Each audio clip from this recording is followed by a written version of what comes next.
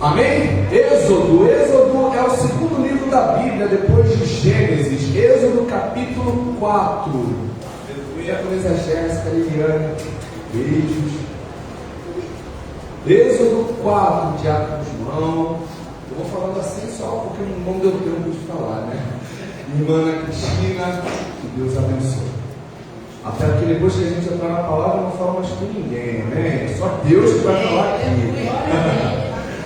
Êxodo capítulo 4, meus irmãos. Nós vamos ler os primeiros 4 capítulos. Quem achou, diga amém. Amém. Aleluia. Para os que estão com a Bíblia física, é bem provável que o título ou o epígrafo esteja dizendo assim: Moisés recebe poder para fazer prodígios. E diz assim o versículo 1: Moisés respondeu e disse: mas se eles não crerem, nem ouvirem a minha voz e disserem: o Senhor não te apareceu. E o Senhor lhe disse: que é isso que tem em tuas mãos? E ele disse: uma vara. E ele, o Senhor, dizendo para Moisés, disse: lança-a no chão. E ele a lançou no chão, e ela se tornou em cobra, ou uma serpente. E Moisés fugia dela.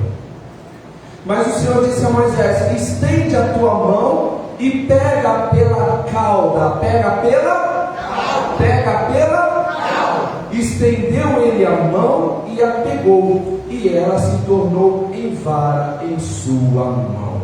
Apenas esses 4 versículos. Feche seus olhos e vamos orar. Senhor Jesus, queremos te agradecer, ó Pai, pela oportunidade a qual o Senhor nos dá de glorificarmos, exaltarmos e louvarmos o teu santo nome, Jesus.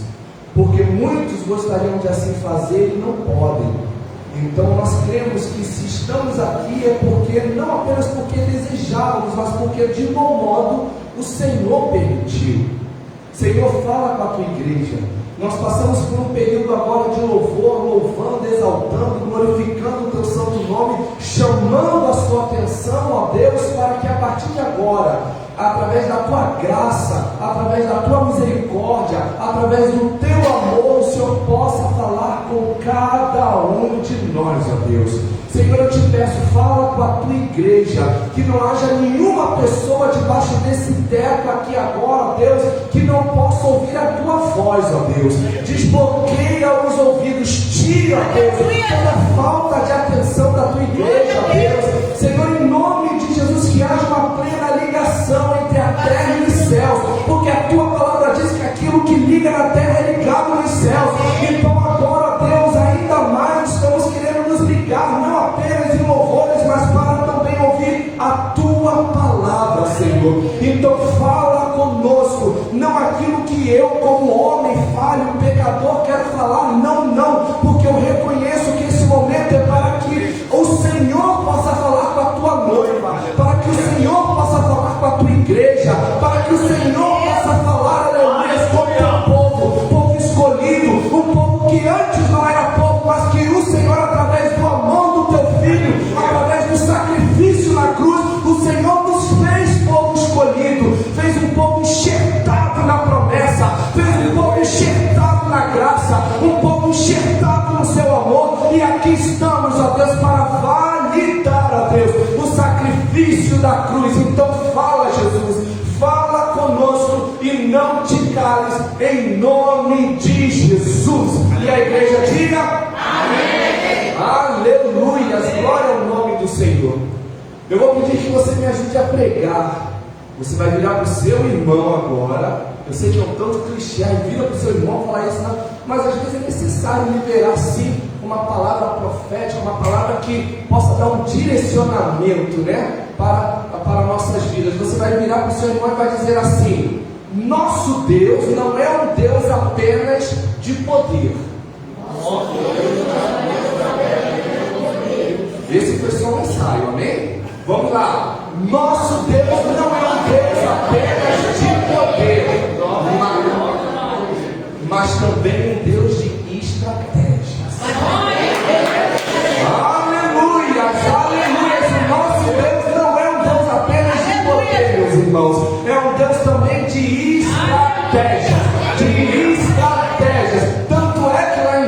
vezes. Ele criou todo mundo em 6 dias. Ele sendo Senhor, Ele sendo Santo, Ele tendo poder e sendo a principal fonte de poder. Ele poderia muito bem ter criado todo mundo sem sequer ter aberto, ter liberado haja, mas não. Estrategicamente, Ele criou todo mundo, inclusive o homem, dentro dos 6 dias. Por quê? Porque Ele sabia que nos dias de hoje, tanto eu quanto muitos de vocês poderiam dizer: Senhor, se tu tens poder, por que tu não faz? Ele está respondendo já no começo da palavra, porque existe Eclesiastes 3, há tempo para todas as coisas. Aleluia! Há tempo para todas as coisas. E eu, sendo Deus, eu respeito também o tempo. Eu criei o tempo, eu mando no tempo, mas mesmo não mandando no tempo, eu respeito o tempo. Aleluia! Então cabe a vocês, como criaturas, como meus servos, também respeitarem o tempo. Aleluias! Meus irmãos, o texto que nós lemos é um texto muito simples de se entender, não é verdade? Eu tenho certeza que nenhum de nós aqui hoje tivemos dificuldade para compreender esse cenário exposto aqui nesses 4 versículos. Deus está ainda tentando convencer Moisés, que está trazendo diversas objeções ao Senhor para que Deus deixasse ele de fora do propósito. E Deus pergunta para ele, como nós bem vimos: o que tu tens nas mãos, Moisés? Moisés disse: uma vara. E o Senhor disse: ok, então lança essa vara aí na terra. Moisés lançou, como nós vimos, e essa vara virou uma serpente, uma cobra. E Moisés fugia dela, como eu e vocês também fugiríamos, né? Porque diante de uma serpente, um animal que desde os tempos primórdios é tido como um animal venenoso, traiçoeiro, que dá os botes quando a gente menos espera, Moisés ele também fugiu. E o Senhor diz: agora, Moisés, pega ela, mas não pega de qualquer jeito não, pega pela cauda. Então eu entendo aqui perfeitamente, nós vamos explorar, é claro, um pouco mais o texto, mas eu vejo que nesses 4 versículos, Deus não faz apenas uma demonstração do seu poder, mas também libera sobre Moisés estratégia. Por quê? Porque não adianta eu estar debaixo, eu ser, habilitado pelo poder e autoridade de Deus e não ter estratégia para executar. Se Deus me abençoa com poder, se Deus me abençoa com autoridade, mas eu fujo, eu deixo de cumprir a estratégia de Deus, eu acabo comprometendo o investimento que Deus fez na minha vida. Então talvez muitos de nós hoje tenhamos vindo desde lá de janeiro, fevereiro, março, abril, chegamos em setembro e nada acontece na sua vida. E você diz: mas Senhor, a palavra que o Senhor liberou através da nossa pastora foi o haja, e eu não estou vendo o haja até agora na minha vida. Deus está falando: é porque você está esquecendo de cumprir a estratégia.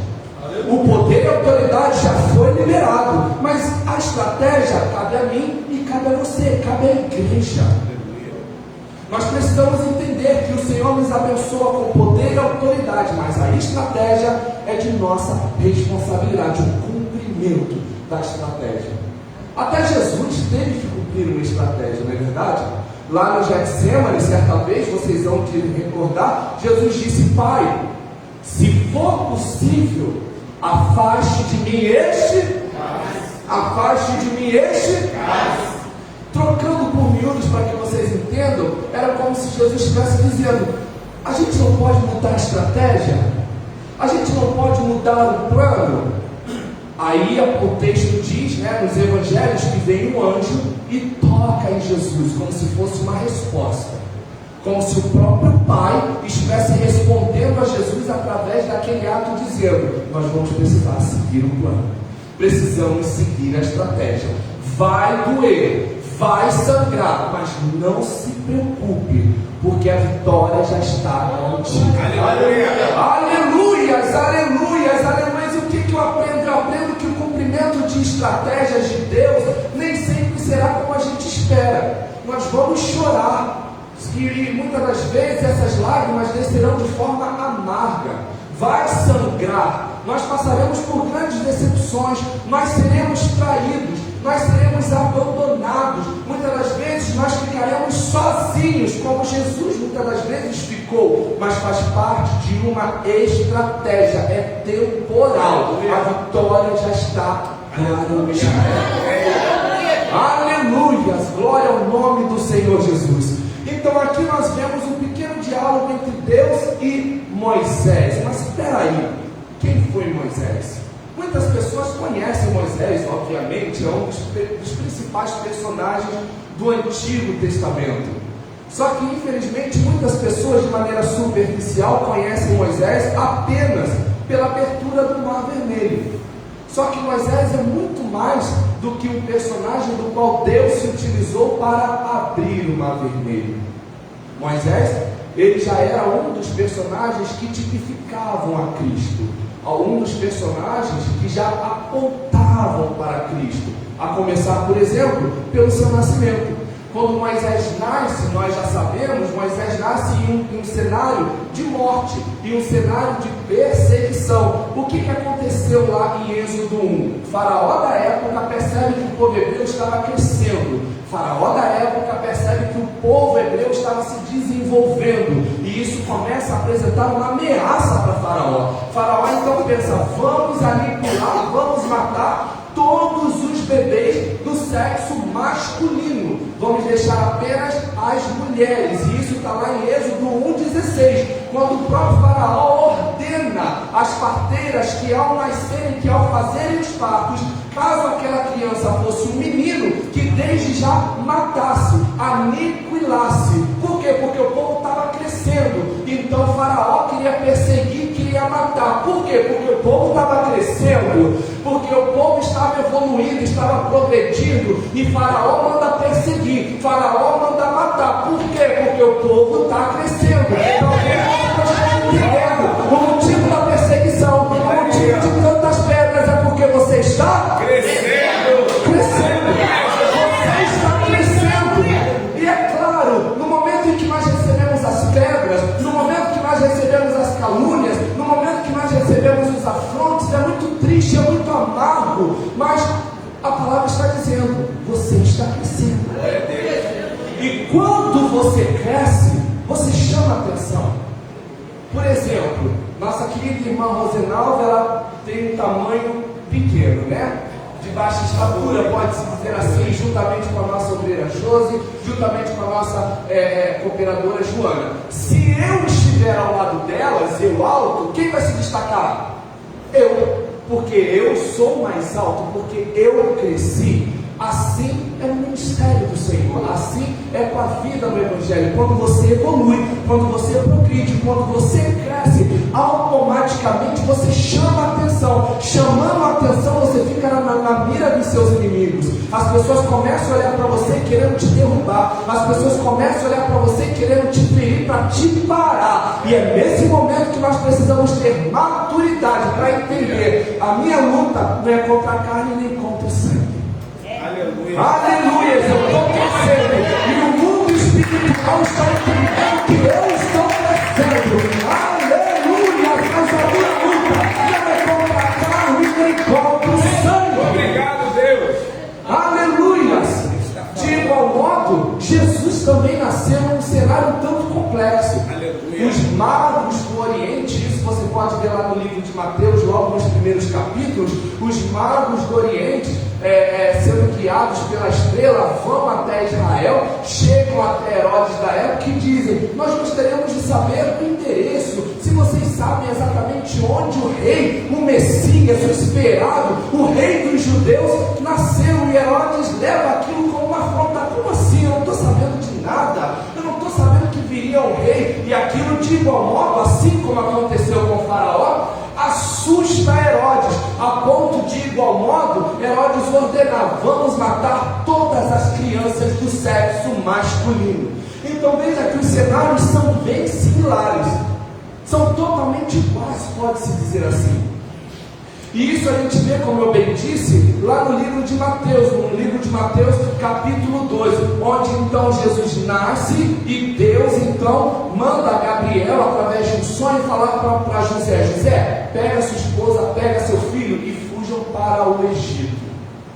E lá José, juntamente com Maria e Jesus, ficaram cerca de aproximadamente uns 2 anos. Só que daí, depois que esse Herodes falece, morre, Deus manda novamente Gabriel, através de um sonho, falar com José e fala: José, pode voltar para Israel, porque aqueles que te perseguiam não vivem mais. E isso, de igual modo, já faz uma similaridade com o que aconteceu também com Moisés, quando Deus, no próprio capítulo que nós estamos vendo, você pode abrir aí, capítulo 4, no versículo 19, Moisés dizendo, né, tendo com todas as objeções: eu não posso, estão me perseguindo, eu saí de lá fugindo. Aí vira Deus e fala: Moisés, não tenha medo, porque aqueles que queriam a tua morte já não estão mais no teu caminho, já faleceram, já morreram. Aleluia! Então veja que a palavra foi a mesma, tanto para José, tanto para Moisés, e a palavra também é a mesma para você nessa noite.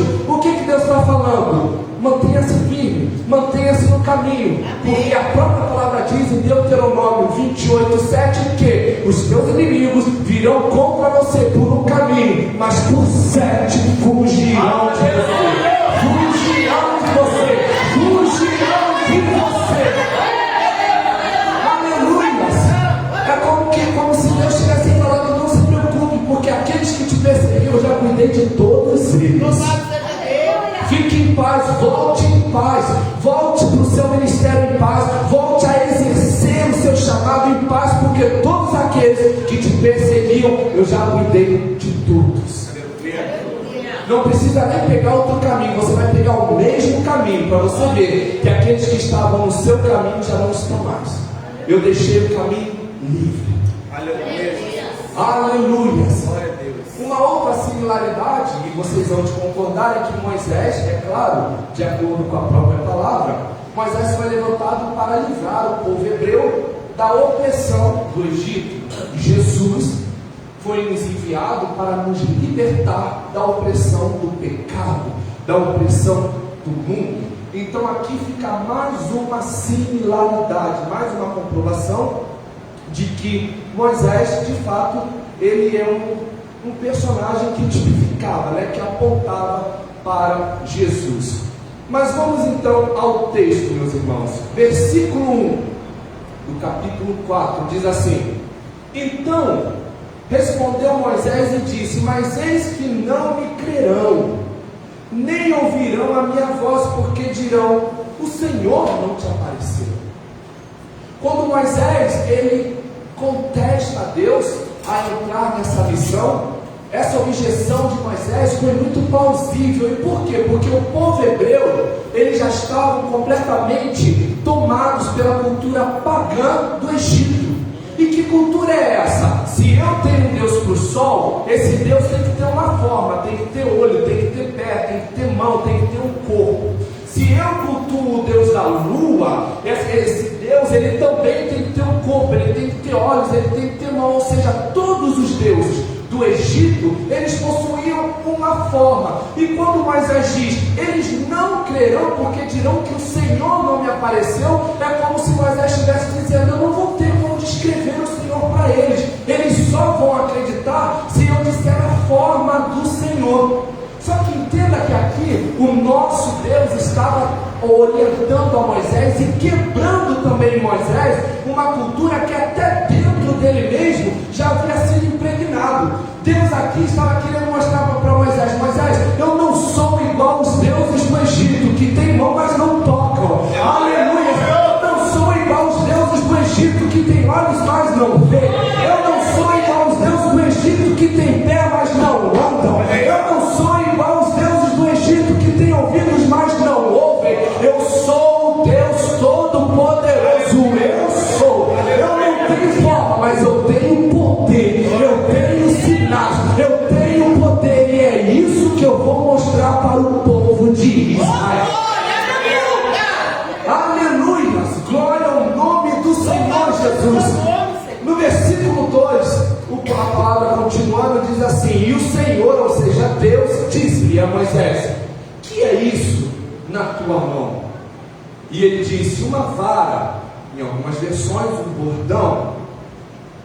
Nesse versículo, Deus, ele chama a atenção de Moisés para que Moisés pudesse entender como todo o processo de libertação do povo hebreu aconteceria.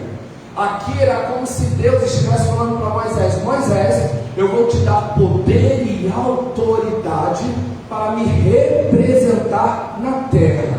Então você me representará. Quando eu digo para você o que tu tens nas mãos, e quando você olha para essa vara representa você. Então entenda que eu vou te manusear, eu vou me utilizar de você para adentrar no Egito, romper com as cadeias, romper com a opressão, romper com a escravidão. Aleluia! Então Moisés diz lá no versículo 3, e disse ele, aliás, Moisés disse, né, o que tu tens nas mãos? Ele disse, uma vara. No versículo 3, Deus disse, lança-a na terra, e ele a lançou, e esta vara tornou-se cobra, uma serpente, e Moisés fugia dela.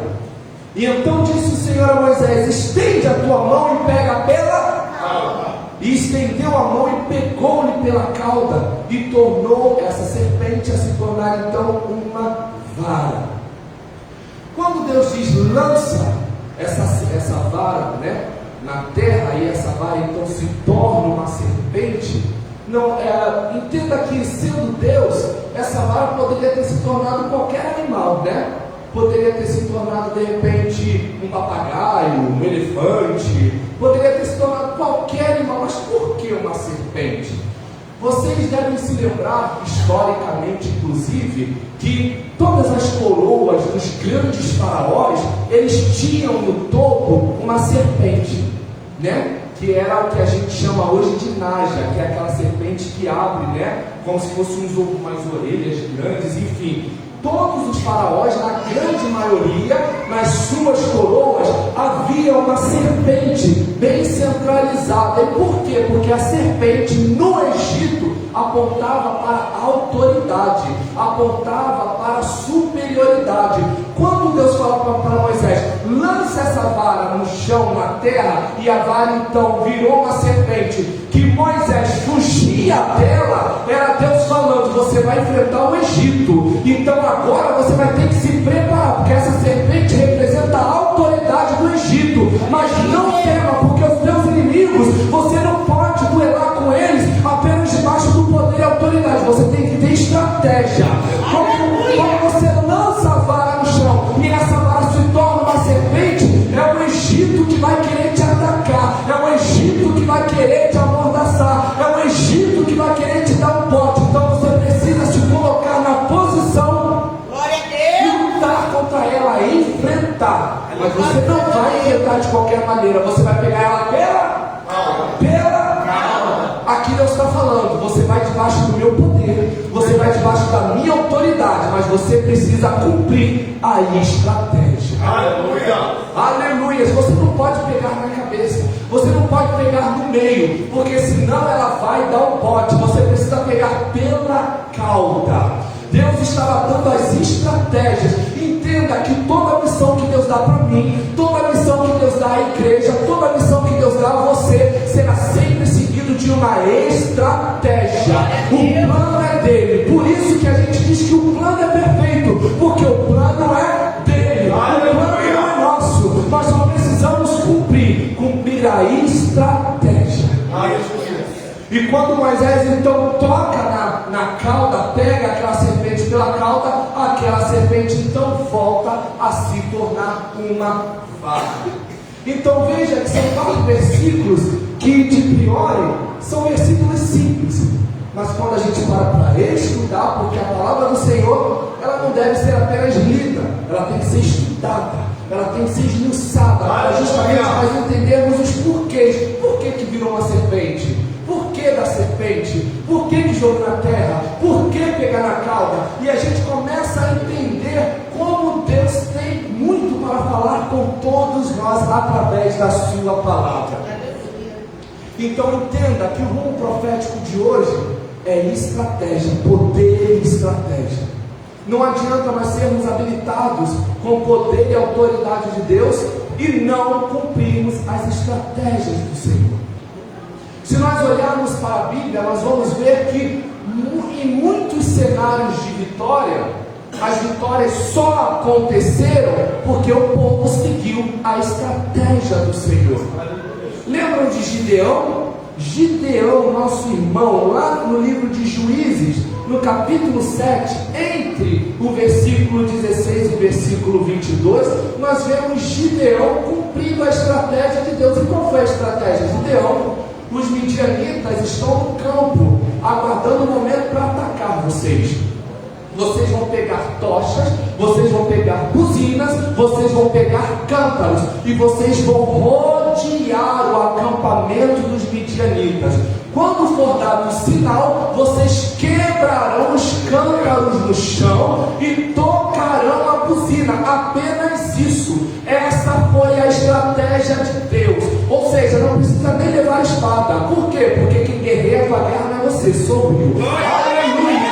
Você só precisa cumprir a estratégia. A estratégia é: vocês vão rodear, vocês vão quebrar os cântaros e tocar a buzina. E o que Deus fez quando eles fizeram isso? Os soldados midianitas, eles ficaram tão atordoados, tão desesperados, que eles começaram a duelar um contra os outros. Ou seja, a guerra que o povo de Israel achava que iria pelejar, eles sequer precisaram levantar uma espada. Por quê? Porque cumpriram a estratégia do Senhor. Aleluia! O que dizer do nosso irmão Josué? Josué, no livro de Josué, no capítulo 6, nós vemos também Deus instruindo a Josué, dizendo: Josué, eu vou te dar essa terra, mas antes de vocês adentrarem, vocês precisarão cumprir uma estratégia, conjecturando para que vocês entendam. E que estratégia é essa? Durante 7 dias, vocês terão de dar uma volta ao entorno de Jericó, e no 7º dia, vocês terão de dar mais 7 voltas em torno de Jericó. E tudo isso em silêncio. E tudo isso em silêncio. E tudo isso em silêncio. Porque existem guerras que você não vai vencer falando, você vai vencer lutando.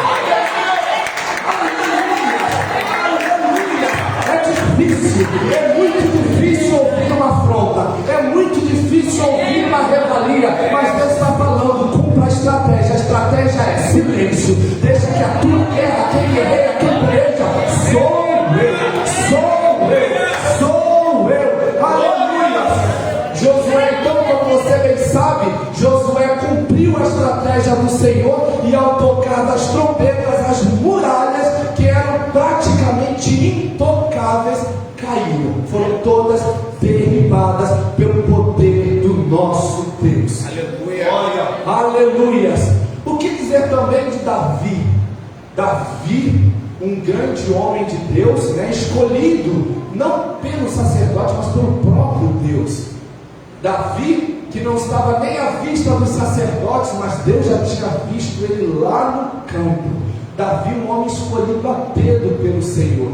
Davi, certa vez, fugindo do rei Saul, Davi se apresentou diante do rei Acaías, e isso você vê lá em 1 Samuel, capítulo 21, entre os versículos 10 e 15.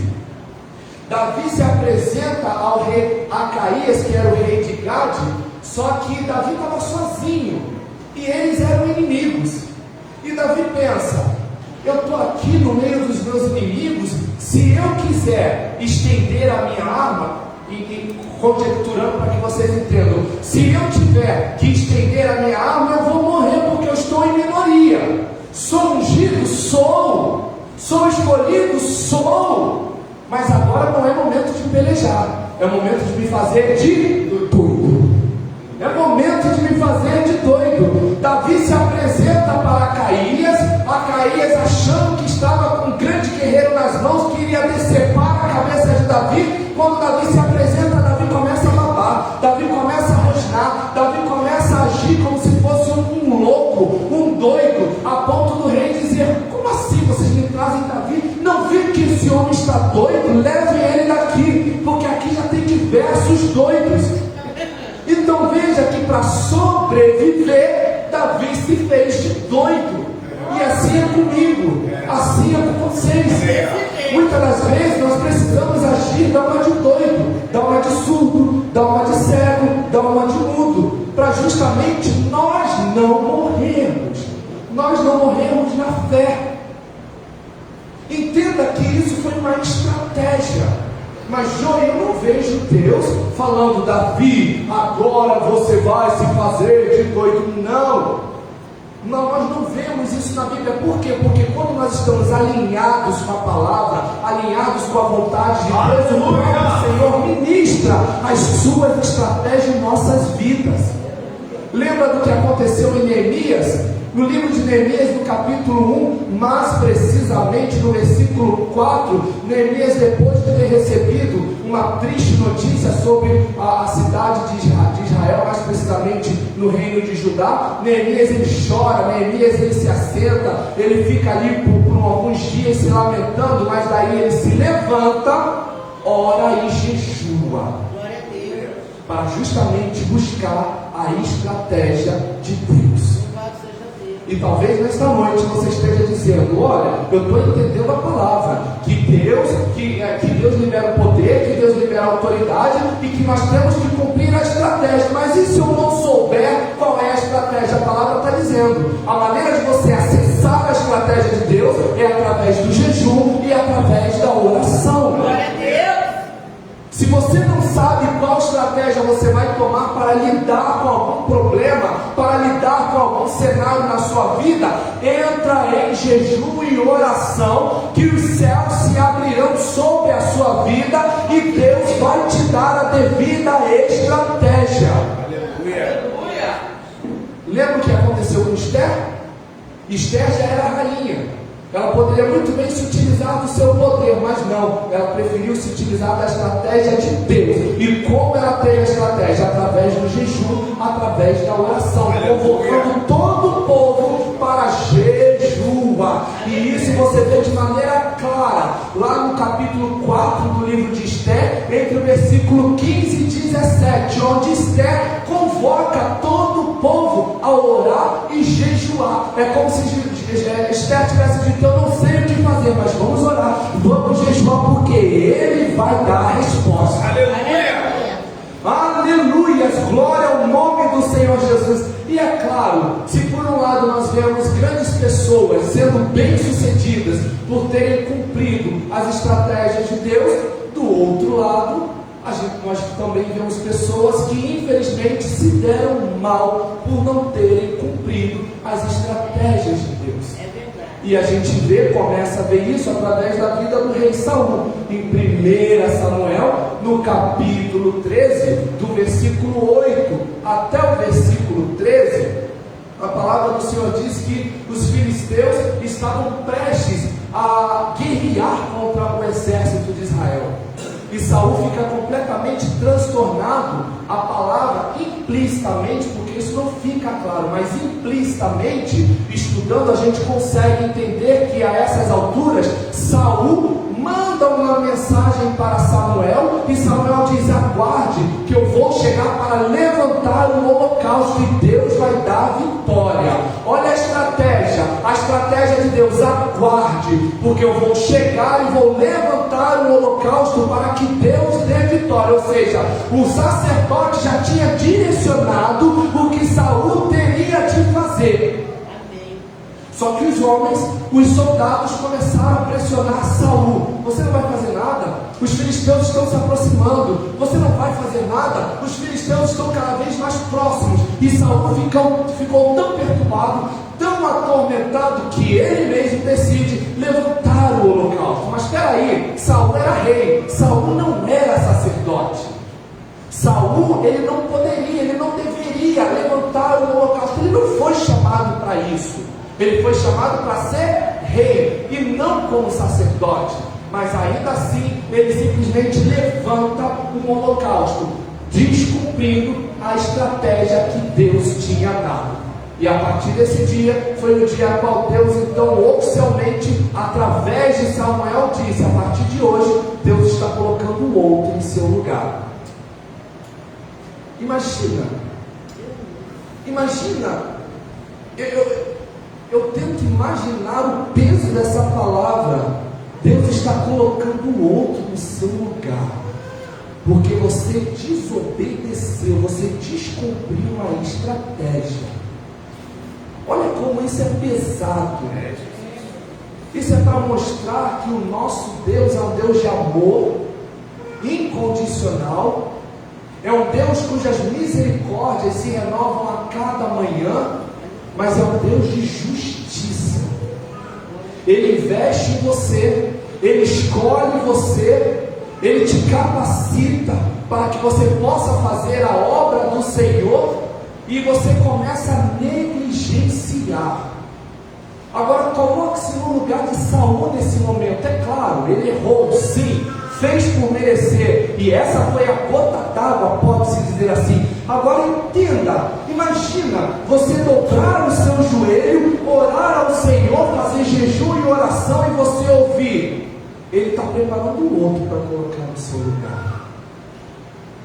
Imagina Deus falando: Joey, me desculpe, mas eu já estou colocando outro no seu lugar. João, Maria, Marta, Ana, eu estou colocando outro no seu lugar. Mas eu fui pressionado pelo povo, eu estou colocando outro no seu lugar. Mas eu fui perseguido, eu estou colocando outro no seu lugar.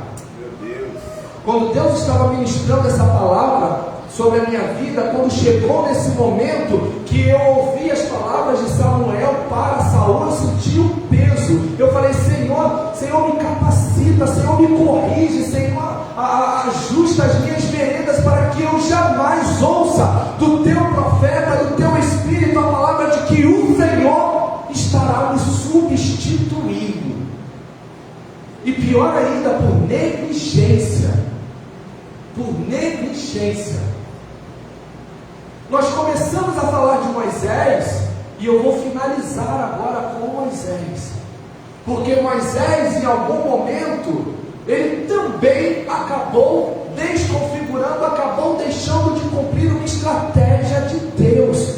E isso a gente vê, aleluia, no livro de Números. Nossa pastora Lúcia já até pregou sobre isso. Números capítulo 20, nós vemos entre o versículo 7 e o versículo 11 que Deus, ele dá uma orientação, ele dá uma estratégia para Moisés, dizendo: Moisés, o povo está com sede, o povo precisa beber água, então você vai até a rocha, você vai levantar a vara, e a rocha vai ter água, a rocha vai fornecer água. Só que pressionado pelo povo, que murmurava, que reclamava, que cobrava de Moisés, Moisés chega lá e bate na rocha 2 vezes, corrompendo a estratégia que Deus lhe tinha dado. Então veja que Moisés era um homem abençoado, era um homem que estava debaixo de poder e autoridade de Deus, mas por ele não ter seguido a estratégia do Senhor, ele pagou um preço. E qual foi o preço? Não entrou na terra prometida. Deus está falando: quer entrar na terra prometida? Então cumpra a estratégia. Glória a Deus. Cumpra a estratégia. Aleluia. Independente dos percalços, independente das perseguições, independente dos problemas, cumpra a estratégia. Cumpra a estratégia. Joey, você está falando de estratégia do começo ao fim, mas o que é exatamente estratégia? É obediência. Obedeça a palavra do Senhor, obedeça as ordens do Senhor. Quando você obedece, quando você se alinha, quando você se recoloca nos planos, no propósito de Deus, aleluia, os céus guerreiam as tuas pelejas. Aleluia. Até aqui o Senhor nos deu. Vamos nos colocar de pé, vamos louvar, agradecer e exaltar o nome do Senhor.